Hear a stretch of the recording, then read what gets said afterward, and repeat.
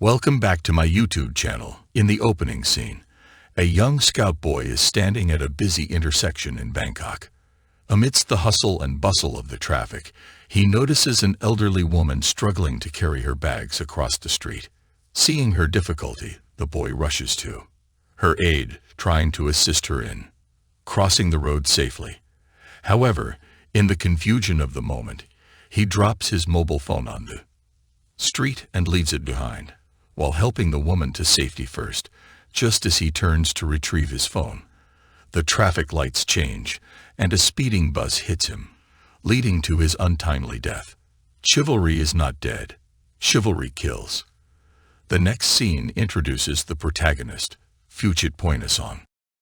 For what reason do I feel like this person's name will get this video demonetized, who is confronting various difficulties in his day-to-day existence?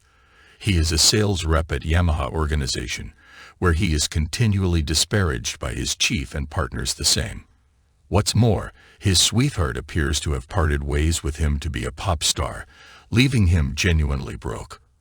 Regardless of his earnest attempts to get by, Phuchit is battling with his funds, living alone in a little loft, and burdened with mounting debts that he cannot seem to overcome. The constant pressures of his life are taking a toll on him, and he is growing increasingly desperate to find a way out of his predicament. On a certain day, Phuchit heads out to his school to sell this product to a potential client. However, he is crestfallen to discover that his colleague has already made the sale there. The very next day, Phuchit leaves his home to go to work, but to his dismay, he finds that his car has been repossessed by the creditor due to his failure to pay off his debts. Phuchit's day at work takes a turn for the worse when he is called to his boss's office and told to resign due to his poor sales performance. Returning to his desk, he is further disheartened to find a pile of overdue bills from credit companies, adding to his already mounting financial troubles. Feeling depressed, Phuchit goes to the staircase to gather his thoughts and have a cigarette, but his frustration only intensifies when he realizes he has run out of them. To make matters worse, his mother calls and asks him to send money to pay for his younger sister's schooling. Despite his precarious financial situation, Phuchit agrees to send the money. Just then, his phone rings again, and he answers only to hear a stranger on the other end offering him a chance to win 10,000 baht initially. Phuchit suspects that it's a prank call from his colleague or friends, but the caller proceeds to reveal personal details about him, such as his full name, age, and employment status, which leave him wondering. Sounds like it's probably his friends. The caller then tells Phuchit that he simply needs to swat a fly that is buzzing around him right now. If he completes the task, he will win a cash prize worth 10,000 baht. Phuchit is skeptical, but after some convincing from the anonymous caller, he decides to give it a try. He rolls a newspaper and easily swats the fly. The next second, surprisingly, he receives a message confirming the 10,000 baht has been transferred to his bank account. As Phuchit gasps in excitement, the caller offers him the chance to win 50,000 baht if he eats the dead fly.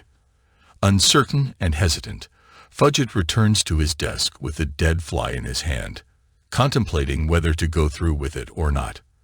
However, after a while of deliberation, he pops it into his mouth. One of his coworkers, Tong, notices this, but she's so bewildered that she doesn't speak a word. After some time, Phuchit receives yet another phone call, and the caller informs him that he has the chance to win an enormous sum of money, 100 million baht, if he completes a total of 11 more tasks. Despite feeling uneasy about the mysterious caller and the dubious nature of the game, Phuchit is desperate for cash, so he agrees to the terms and conditions. The caller warns him that if he quits or if anyone discovers that he's playing the game, he'll have to forfeit all his winnings immediately. For the third task, Phuchit is assigned to go to a kindergarten and make at least 3 children cry. Although hesitant at first, he recalls his own traumatic childhood experiences with his father crushing his toys.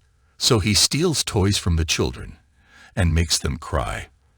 The fourth task involves stealing money from a beggar, irreprehensible act that Phuchit reluctantly carries out.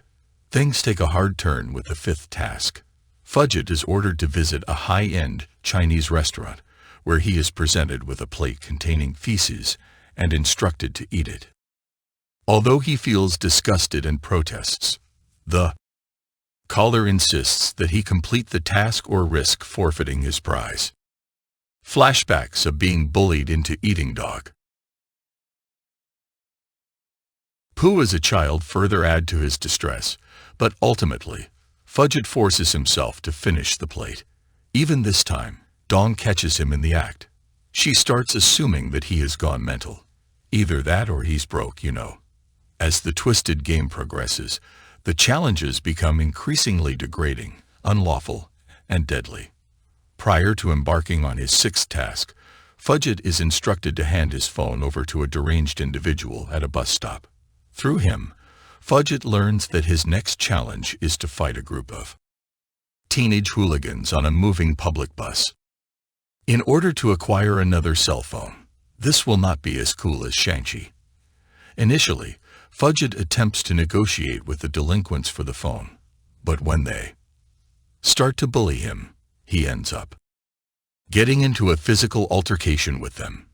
During the brawl, Phuchit and one of the hooligans fall out of the bus, sustaining injuries.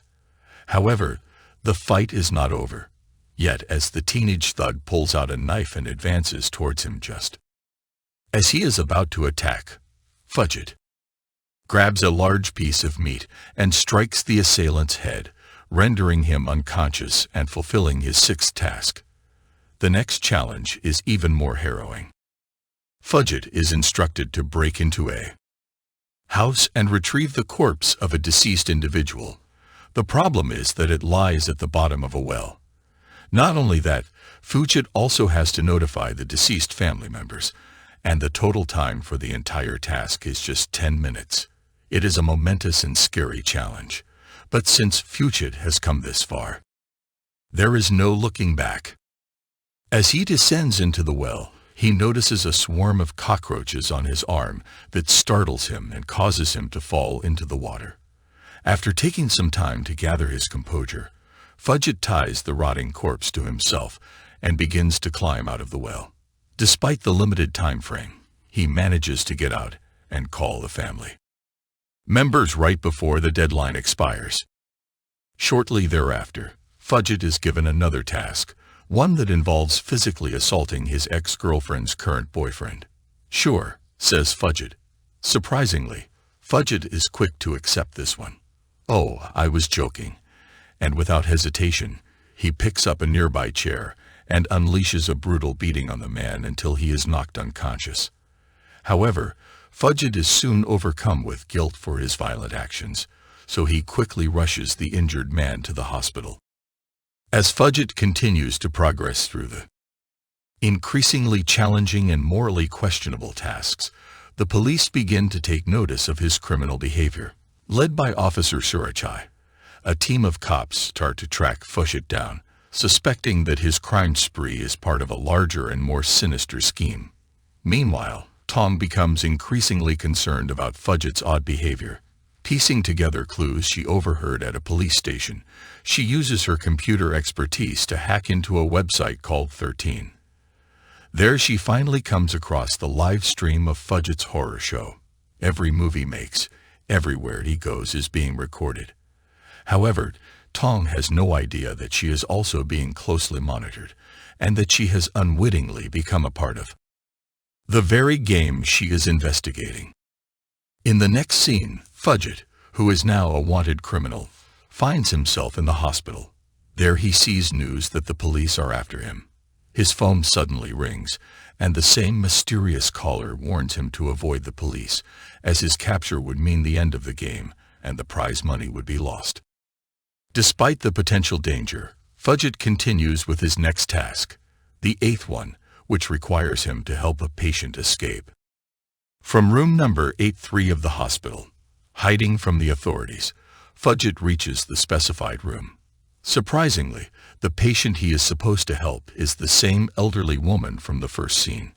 With some quick thinking, Phuchit disguises himself as a ward boy and manages to load the old woman into a wheelchair and escape the hospital right before Surichi and his team arrive.